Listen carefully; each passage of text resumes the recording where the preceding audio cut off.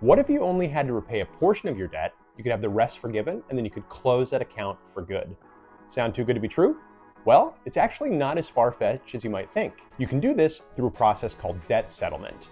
In this video, we're going to explain what debt settlement is, how it works, what the pros and cons are, and who it's for. But before we jump in, don't forget to hit that like button and subscribe to our channel so that you don't miss any debt relief tips. My name is Ben, and I work for the nonprofit Upsolve. We help people get out of debt and take control of their financial future. So what is debt settlement? It's actually pretty simple. Debt settlement is a strategy where you negotiate with your creditors to pay off your debt at a discount. Typically, you'll have the most negotiating power with your creditors when you can pay off all of your debt in one lump sum.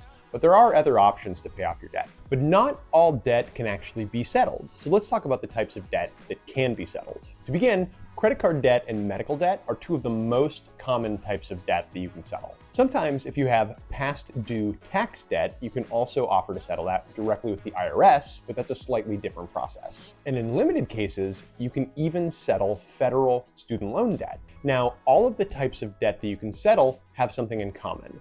They're what's called unsecured, which means that they're not backed by property or collateral. Collateral is something valuable that you promise to give to the creditor if you can't pay your debt. Debts that are backed by collateral can't be settled, and that's because the creditor can just take the backing collateral from you and sell it if you can't pay your debt. If you owe a creditor debt, you obviously have to repay it, right? So why would a creditor agree to settle it for less than you owe? Well, sometimes getting something is better than nothing, and many creditors assume that they're never going to get anything from you if you haven't been paying your debt for a long time.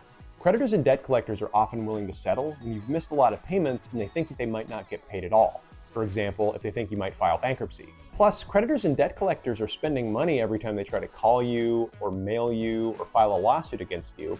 And so often they're willing to settle so that they can stop wasting money trying to get money that they may never get from you in the first place. Now, I'm sure it's probably obvious to you what the benefits of paying less than you owe for your debt are, right? Like you don't have to pay the full balance, which is great.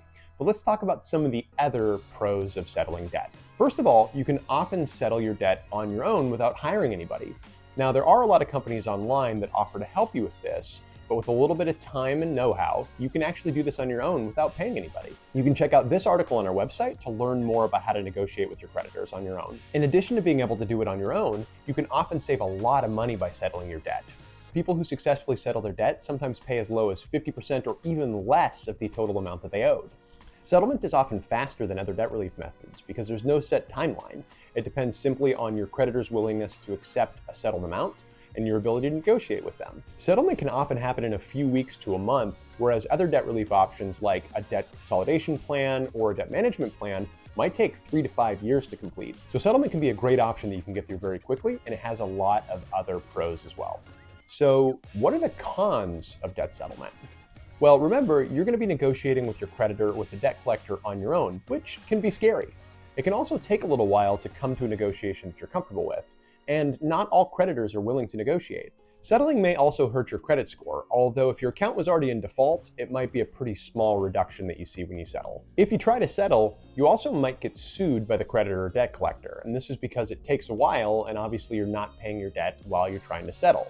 The longer you wait, the more likely it is that they might sue you to try to get you to pay back. Now, if you do decide to settle, remember that you have to have cash on hand in order to be able to settle. It's not something where you can say, hey, 6 months from now, I'm going to pay you this. You typically need to pay something right away. And as we mentioned earlier, you'll get the best deal if you can make one lump sum payment right now. And then when you settle, sometimes you have to pay tax on the amount that was forgiven. And so that's something that's important to keep in mind when you think about the financial consequences of settling. So now that you understand what debt settlement is, and we've talked about the pros and cons, let's talk about who debt settlement is a good option for.